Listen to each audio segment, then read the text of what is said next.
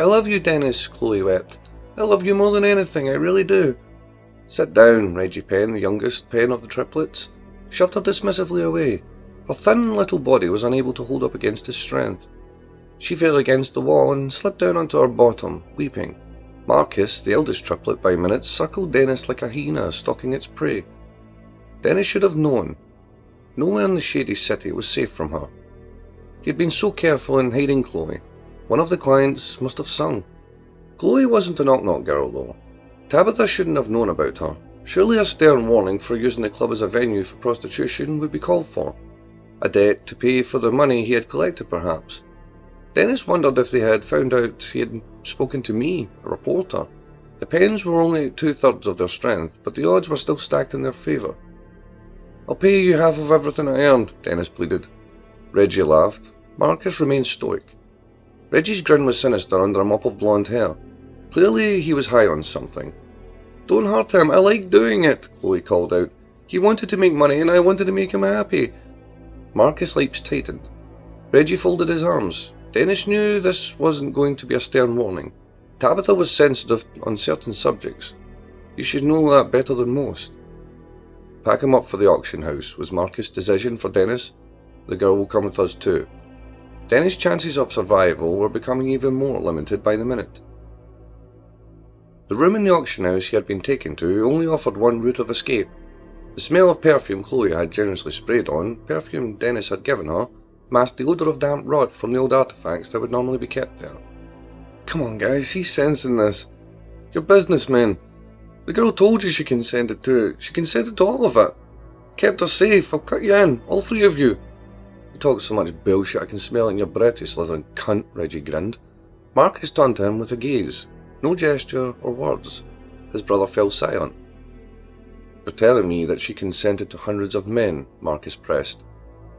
She was given her share, Dennis replied. Chloe pleaded. I did because I love him and I wanted him to be happy. Marcus ignored her. You're telling me that she consented to being bound, beaten, and left bloody. He kept his steely stare focused on Dennis. Reggie loomed behind him. It was what the client wanted, Dennis explained. Normally a man of silver-tongued words. They were falling flat for the former knock-knock club manager. What about what she wanted? You took that choice away from her. Chloe leapt to her feet. Please don't hurt them. She rushed at Reggie.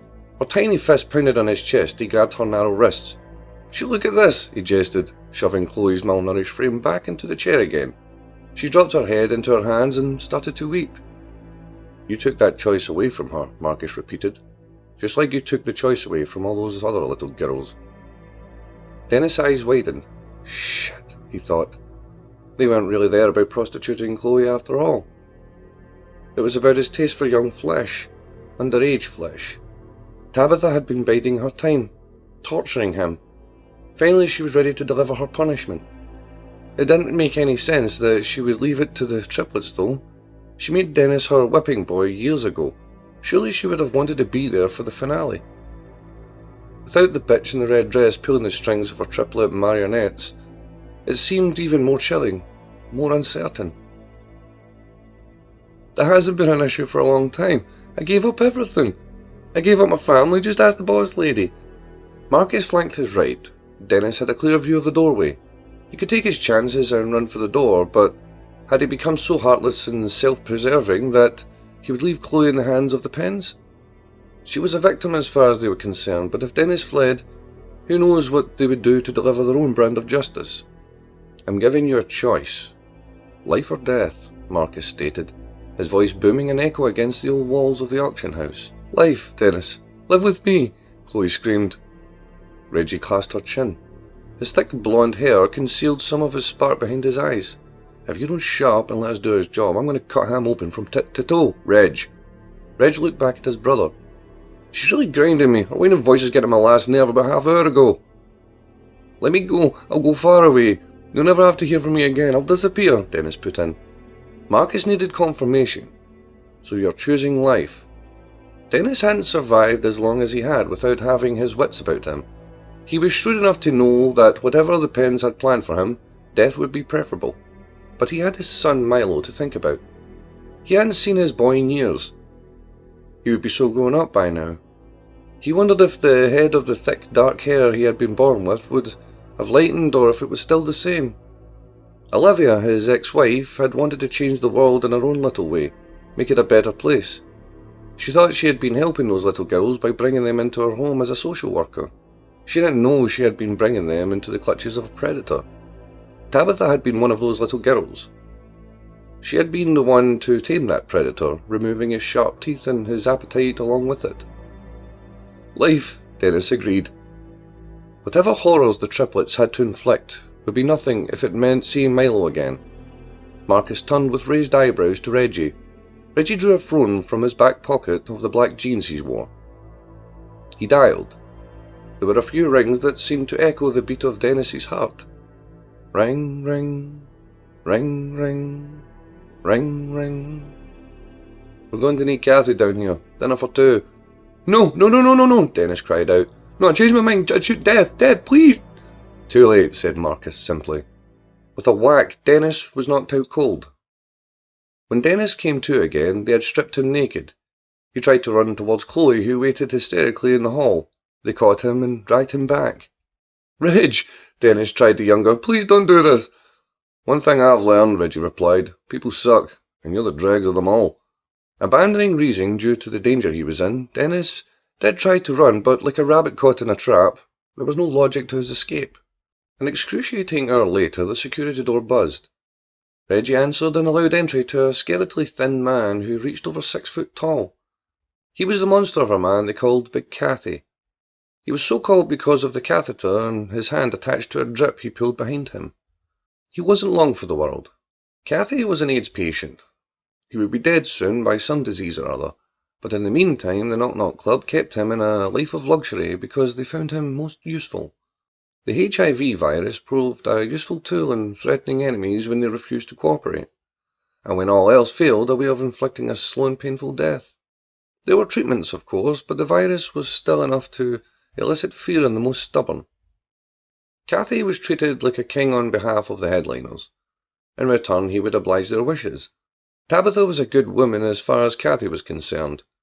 Life had dealt him a harsh blow. He had 2 sons and a wife he would be leaving behind. His wife didn't want to know him, but he could at least provide something for the boys. Tabitha guaranteed that, in exchange, he would use his horrible virus to infect creeps like Dennis. Cathy had only met the club manager once, but his reputation preceded him. Little kids. It's fucking disgusting, Cathy had agreed. The Penns saw infection with HIV as something of poetic justice. Look guys, this is unnecessary. If the boss lady thought I was so dangerous, she wouldn't want me running around when I could infect young girls, would she? Dennis played the only hand he had left. Are you saying if we do this, we won't be teaching you a lesson? Reggie put to him. It could make me dangerous, stated Dennis. Reggie brushed his hair back and grinned. Who says we're going to let you go? Marcus gripped Dennis by the throat. It's a terrible thing, taking a young girl before her time. It can be painful for her, but it can also be damaging in ways that will never heal. Your filthy stench will gnaw at her for the rest of her life. So you're now going to sample at least some of the hurt you inflicted on those innocents. This virus will eat away at you. Just like those little girls now afraid of anyone touching them. You will feel what that is like as the disease courses through your veins. When you stole the innocence of those little girls, you gave them a life sentence. The virus is going to steal a little part of you away every minute of every day. What will kill you? Measles? Rubella? Common cold? Who knows? Maybe you'll have some idea of the torture you've put your victims through. They will never get over what you did to them, just as you will never recover, and you will never come within sight of your little boy again. Come on, Marcus. This is just a scare tactic. I submit, okay? I submit. As Reggie spoke, Dennis heard Tabitha's voice. No scare tactic this time. So you can drop your pants and bend over, or you can take that poison cock in your mouth. You see? Choices. I know Tabitha is a spiteful bitch, but please. Reggie pointed to Cathy's flaccid penis. You better get that thing fired up. This one's a wriggler. Dennis was laid across the table. Cathy hovered in the corner like the thread of a biblical play. Marcus set about securing Dennis to the spot. Reggie climbed up onto the table and sat down. See the game last week, Kath? he asked Cathy. He was referring to a football match between Colford City and the western town of Belfield. The father of the triplets, Reginald, was proud owner of the city. The Penn Auction House sponsored them. No, I didn't watch the second half, Cathy admitted. Those Belfield bastards should never have gotten a penalty. Reggie nodded in agreement. Yeah, you're right there. Should have put 4 past them, if it weren't for the fucking keeper. Cathy nodded consolingly. Meanwhile, Marcus continued securing Dennis to the table. When he finished, Reggie cheered. Dennis could feel the dirt and crumbs of the table against his bare stomach. Marcus was seated at the table's end, watching with an expressionless, cold stare. Reggie was standing beside him. Chloe was still crying hysterically out in the hallway. She couldn't quite comprehend what was happening. All she could say was, "Special cuddles for Dennis because I love him." Big Cathy had his hands clamped round Dennis's waist. "I know he's an ugly cunt," Reggie commented to Cathy. "Just close your eyes and think of City." Reggie stepped outside the auction house where the air was cooler. The interior always seemed so claustrophobic to him, despite its high ceilings and open rooms. It was why he preferred the warehouse just on the outskirts of City Main.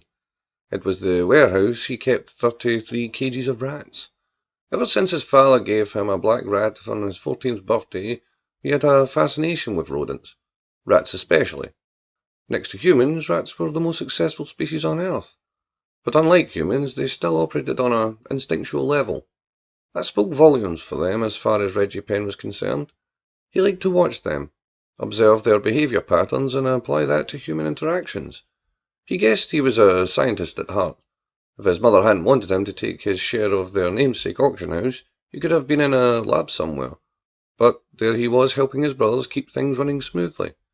Observing the rats, he noted there was nothing they wouldn't do for a little gratification. If you pierced them with electrodes that stimulated an orgasm every time they pushed a button, they would keep pressing that button, forgetting all else until they died of thirst or starvation. Their young followed soon after. In that sense, the rats weren't unlike humans, Reggie decided. We too are always chasing gratification, whether it's from a partner, alcohol, drugs, or sugar. We always chase that feel good. Reggie also observed that no matter what he did to the rats, they would always see him as master. He could burn their tails, make them watch as he cut off the heads of their young. It didn't matter, because the minute he brought them a food pellet, he was a god to them. Humans can be trained in the same way. It just took a bit more time. He even tried it with his brother. Rumour has it he tried to masturbate Simon to see what would happen, and Simon beat him bloody for his troubles, resulting in a hospital trip and their mother being very, very upset. Not every experiment was a success. Reggie did love his rats, though. Initially, he didn't intend on naming them. It was more scientific that way. He fell in love with them, though, and they deserved names. Jacket was one of his favourites, named because of his brown pattern on their back looking like a jacket. His other favourite was Smash, who derived his name from the Lonesome Knights game. He put a cigarette between his lips and drew his phone from his pocket. It seemed like an appropriate time to update his social media pages. He couldn't tell his followers about Cathy, although in Reggie's mind it was probably the thing they would love to hear about. Something hilarious that they would all get a kick out of. But he would play nice. He had already had to set up several new profiles because his previous ones had been shut down due to violation of rules. He was scrolling through pictures of scantily clad young women pressing like, a lot like an orgasm button, he supposed. When the phone started to ring, the caller ID was one of their agents, Jeremy. Reggie answered. "Yeah?" he inquired. The agent sounded a little flustered. It was unlike Jeremy to be uptight, but he seemed more so than usual. "The boss lady's been taken in," he said. "A friend at CPD just told me they've got Simon too." At first Reggie was unsure he had heard correctly. "What did you say?" The noise of the city main traffic seemed to drown out the agent's voice. "They'll be coming for you, Marcus. The boss lady's been taken in. I'm at CPD now. Simon has been taken too." The agent's voice dipped away as he talked to someone. The harsh accent from the part of town west of Colford suggested it was Paddy Mac of the Mac and Sons distillery. They were both angry. "The boss lady's been taken in. Let Marcus know. He hasn't answered his phone." At that, the agent rang off. Just as Reggie prepared to head back inside and warn his brother, a fleet of CPD cars pulled up, led by Kim Adams. Before Reggie could move, Kim was on him. "I'm already having one hell of a day. So you going to test me?" Reggie grinned and reached his arms up. "You're making a mistake," he warned.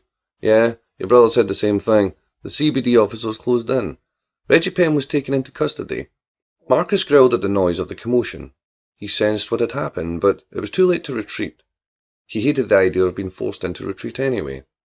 If they had managed to bring Tabitha in, the Penn dynasty was in immediate danger. Like a house of cards, the pillars of the shady city were beginning to fall. Kim appeared at the door. "It's over," she said. "For now," was Marcus' cold reply. He came surprisingly quietly. It could have been his imagination, but Dennis could already feel himself becoming sick. Was that really the case, or was his mind playing tricks on him? He couldn't know for certain, but he certainly felt weaker than he was before. Sure, the Penns hadn't gone easy on him, and Kathy had left him bloody, but the disease, the virus, was already raging around his body. If it was a placebo effect, it was a damn good one. Before Dennis had met Tabitha, he'd always been the man in charge, the go-to guy. She had stripped him of every bit of effervescence he had until he was a shadow of his former self. Was it a fitting punishment for the harm he had caused to those little girls, or the result of a mad woman's psychopathic tendencies? It wasn't my job to judge, or to weigh up justice. Tabitha was behind bars, and likely it would be for a long time.